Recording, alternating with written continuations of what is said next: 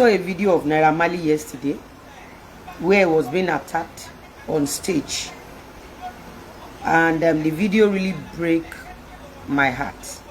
It breaks my heart than what you can imagine.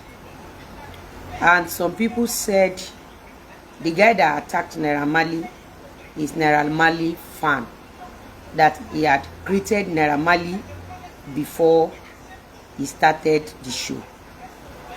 Some people said the guy is a fan of Naira Marley because the video got negative reactions. I could see all of you running skater trying to change narrative that that guy that attacked Naira Marley is Naira Marley fan. You see, a lot of you, boya any mental problem ni o, boya wọ́n ṣépè fún yín ni o, boya wọ́n gégùn fún yín ni o, I don't know. Because the same thing that happened to Naira Marley happened to Mohbad, and Mohbad later died. The guy that was hitting Mohbad at the chest at the Korodu party, was he Mohbad's enemy? We don't know. But the guy appeared to be Mohbad's fan. The guy that offered Mohbad drinks at the Korodu party happens to be Mohbad's fan. By the end of the day, few hours later, Mohbad bye. You see, a lot of you are just mad. Problem tí ó ń ṣe kékeré, ẹ ní àrùn ọpọlọ tó jọjọ orí yín lọ. If Iyabo Ojo wants to ruin you, Iyabo Ojo will never send your enemy to you. Iyabo Ojo will definitely send your friend to ruin you. Since Iyabo Ojo has been destroying people's life, show me an enemy she has sent to ruin people's life. She always sent people's friend to ruin people's life. Look at how Iyabo Ojo has been bashing Davido under this lover. Imagine Davido inviting his own enemy to his own wedding. You remember that time I have personally been warning Davido concerning Iyabo Ojo and other people. Who could have, or who would have ever thought that Iyabo Ojo and Davido's manager are in the same WhatsApp group during that wedding? Look at how crazy Iyabo Ojo, look at how evil Iyabo Ojo was, just for Davido to make sure that he was not together with Very Dark Man. You remember how Iyabo Ojo and her man friend launched an attack on Very Dark Man, just because Very Dark Man was close to Davido, and Iyabo Ojo knew that with Very Dark Man she won't be able to bully Davido. How come you people don't even use your brain? Someone said the guy that attacked Naira Marley on stage yesterday was Naira Marley's fan. Good, it was Naira Marley's fan. If not for Iyabo Ojo, would they push narrative that Mohbad fan attacked Naira Marley? The guy that attacked Naira Marley is not the case, but the headline is the case. The guy came initially to greeted Naira Marley, shows he was an enemy of Naira Marley. That came, he knew what he wanted to do for Naira Marley, but he need to come initially because he knew that whatever he wants to do to Naira Marley, in case he's heading to police or court case, he can appear to become a fan. He was never a fan of Naira Marley. Am I making sense? Ọjọ́ wo lẹ fẹ́ ní làákàyè, ọjọ́ wo lẹ fẹ́ gbọ́n.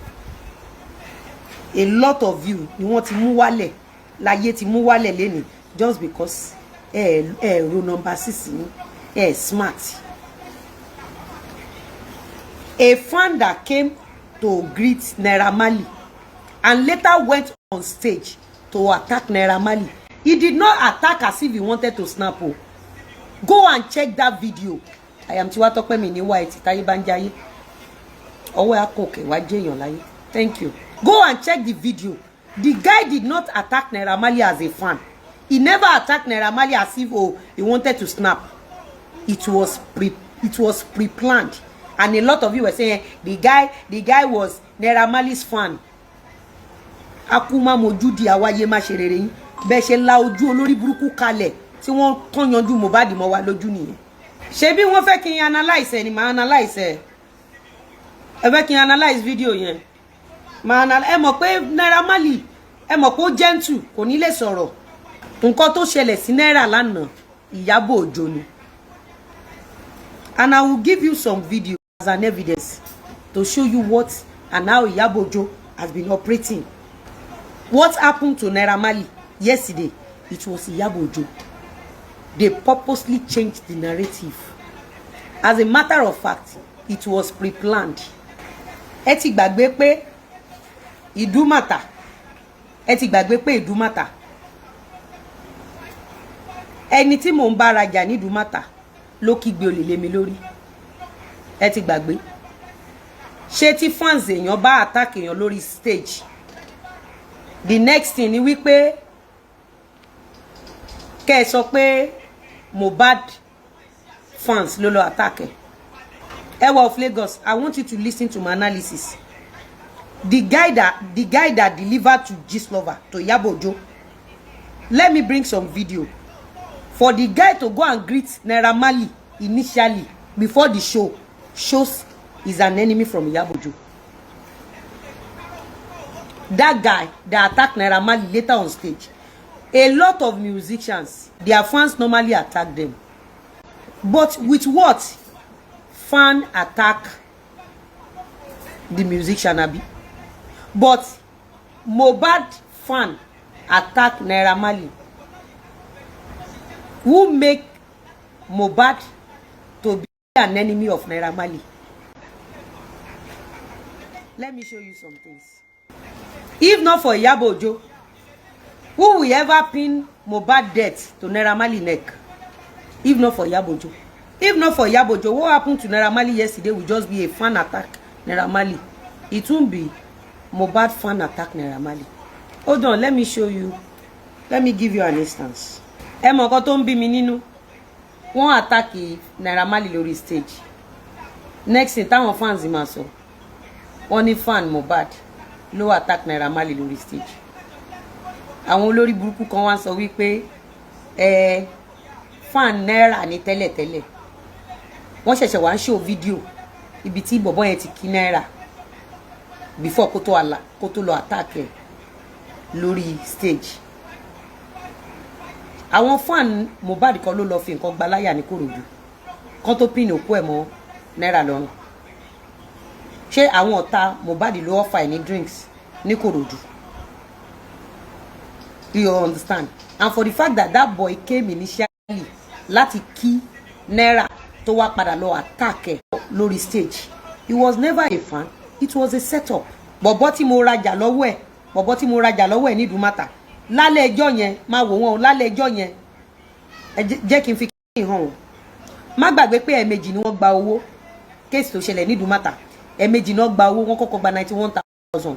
Woman tó wà níwájú bọ̀bọ́ yẹn múra nǹkan 24,000 lọ́wọ́ ẹ̀, òun náà gba 24,000. Bọ̀bọ́ tó deliver fún Gistlover yẹn tó deliver fún Ìyábọ̀ Òjó olóhùn òrówó mo wá fún ní extra 100,000. Nígbà tí mo kúrò ńbẹ̀ mo wá fún wọn ní evidence 91,000 naira yẹn. Ṣé nígbà tó di ọjọ́ kejì ṣé wọ́n ṣe apology àbọ̀n contact mi? Then ṣé bí mo lọ ra òwú ńbẹ̀ ni àbí wọ́n ta òwú àti stone ńbẹ̀? Kí ló dé tí Ìyábọ̀ Òjó àti Gistlover ṣe change sí gold if not for a setup? Kí ló dé tí Ìyábọ̀ Òjó ṣe lè sọ pé okay ó lọ ra òwú ni àbó lọ ra stone? Kí ló dé tán ẹ change sí gold?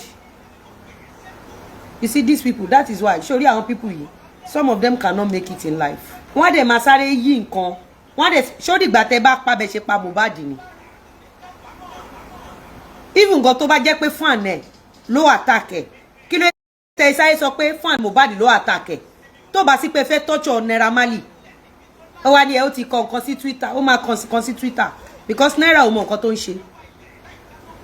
Naira is a victim. He does not know what is going on. Ó dá pé tí Ìdúmàtà yẹn.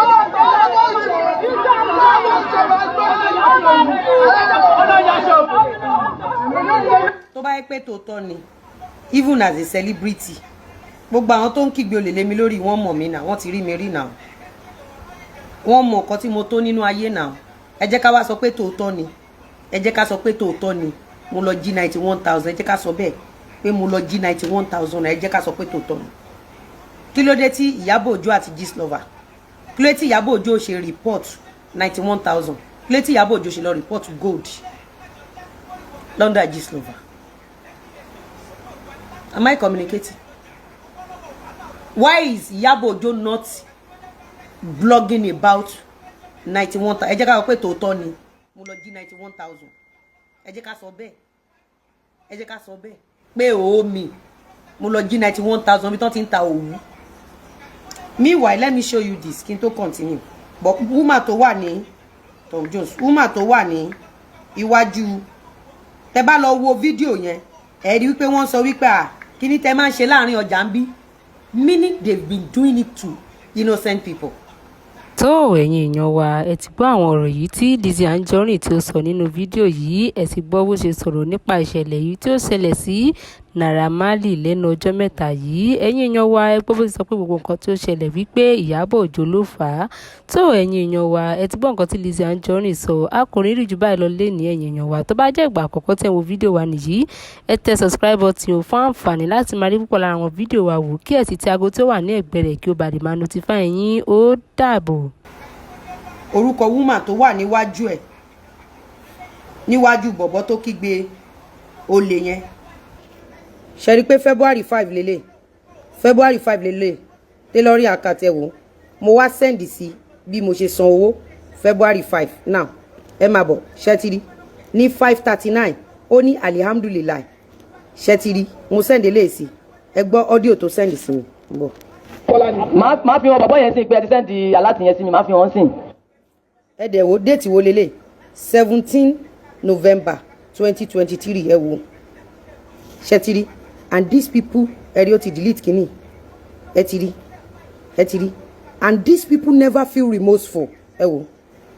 Need alájà kò need, alájà kò need mọ́, ó ti ṣe worst ẹ̀ fún mi lẹ́nu. Ẹ ti rí.